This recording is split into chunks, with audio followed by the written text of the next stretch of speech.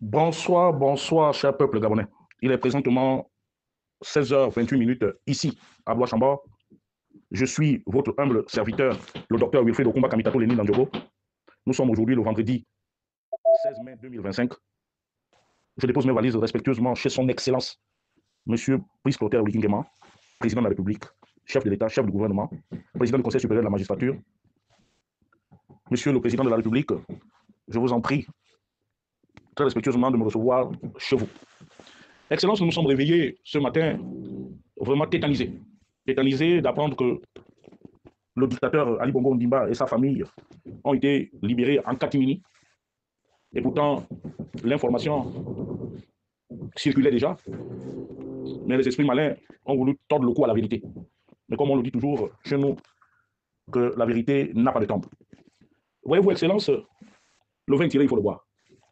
Maintenant, il faut préparer les conséquences d'une telle situation. Vous savez, les Bongos sont restés au pouvoir 56 ans. Vous ne mesurez pas l'étendue des moyens et des relations qu'ils ont. Leur papa, feu le grand maître, a eu des amis dans le monde entier à cause de sa générosité légendaire. Ce n'est pas vous que je vais l'apprendre.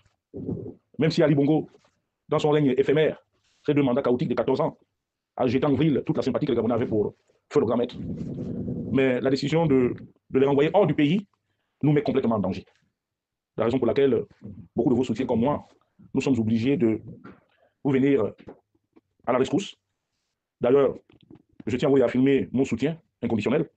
Mais Monsieur le Président, nous sommes en danger parce que les Angolais, notamment son président, Joao Lorenzo, ne nous aime pas. Et c'est quelqu'un de mauvaise foi.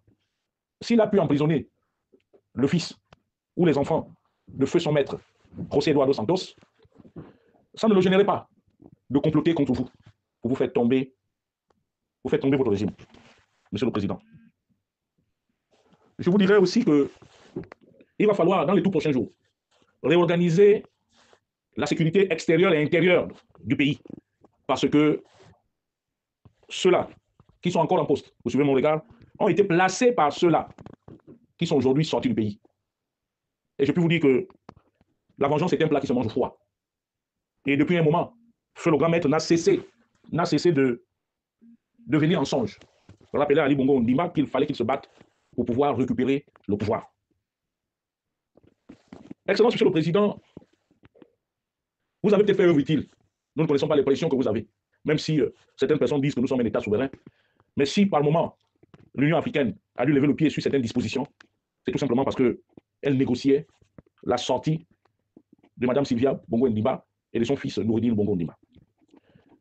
Monsieur le Président de la République, c'est là aussi où on voit les grands hommes d'État. Je sais que vous êtes plein d'humanisme. Je viens aussi, par cet audio, solliciter votre sagacité et votre humanisme affirmé en libérant les mises en cause dont les noms suivent. Leurs Excellences Yann Ghislain Goulou, Vincent de Paul Massassa, Bunda Balondi, Syriac Mourandiami et les autres. Bien entendu, n'oublions pas l'un de vos frères d'armes, le lieutenant Kelly Ondo, qui croupit avec certains de ses frères en prison parce qu'ils auraient tenté un coup d'État. Monsieur le Président de la République, vous venez de mettre en danger tout un pays. Au moment où je vous parle, j'ai ouï dire que le sieur Frédéric Bongo Ondimba serait en partance pour Luanda. Ça voudrait dire que le peuple qui vous a soutenu, le peuple gabonais, désormais ne dormira plus du sommeil du juste. Parce que toutes les hypothèses sont désormais sur la table. Nous nous attendons certainement à une vengeance. Mais étant attaché à vos idéaux, à vous, je n'ai que les yeux larmoyants. La logique aurait bien voulu que, après des négociations assez poussées, que cette famille restât d'abord au Gabon pour qu'ils nous voient travailler. Or, les laisser à l'extérieur, et surtout, sachant la dent qu'ils ont contre votre illustre personne, je suis convaincu que les jours à venir vont être difficiles pour nous, sur le plan économique, sur le plan militaire, en clair sur le plan sécuritaire, ça va être difficile. Vous savez aussi mieux que moi, Excellence, que l'armée angolaise est l'une des armées les plus puissantes d'Afrique. Cette armée, c'est des gens qui ont toujours combattu le combat. À l'époque du MPLA et de l'UNITA de feu Jonas Malero Savimbi. Ils ont un arsenal de guerre impressionnant. Vous savez aussi, Monsieur le Président de la République, que certains de vos pairs de la sous-région vous regardent avec un œil de dédain et de répugnance. Parce que depuis votre coup d'État, ils vivent dans une frilosité qui ne dit pas son nom. Ils ont peur. Les démons de coup d'État hantent les autres palais de la sous-région. Et c'est pour cela que, en catimini, ils font bloc avec ceux du pouvoir déchu. Aux populations gabonaises, je dirais que oui, le patron s'est certainement trompé. Nous ne connaissons pas les tenants et les aboutissants. Nous l'avons plébiscité à hauteur de pratiquement 95%. Ce n'est pas pour une erreur bénigne que nous allons tourner le dos à notre fils, frère, son Excellence Brice Clotaire Oligui Nguema. Aux populations gabonaises, je dirais tout simplement aussi que nous devons désormais faire le renseignement. Partout où nous serons, quand nous voyons quelque chose d'anormal, nous devons absolument informer les autorités. Monsieur le Président, le gros souci que nous allons avoir dans la méthodologie pour essayer de vous aider, c'est que nous avons une armée clochardisée et corrompue. Les Bongos sont assis sur une fortune colossale. Nous qui avons pris les chevaux par les cornes, en les affrontant de manière publique, nous sommes désormais en danger. Et selon le procédé, selon ce que j'ai appris, c'est qu'il y aura des empoisonnements en cascade pour essayer de pousser les gens à la révolte. Monsieur le Président, pour terminer, je vous réitère mon soutien indéniable à votre présidence. Et je vous sais un homme de paix et de sincérité.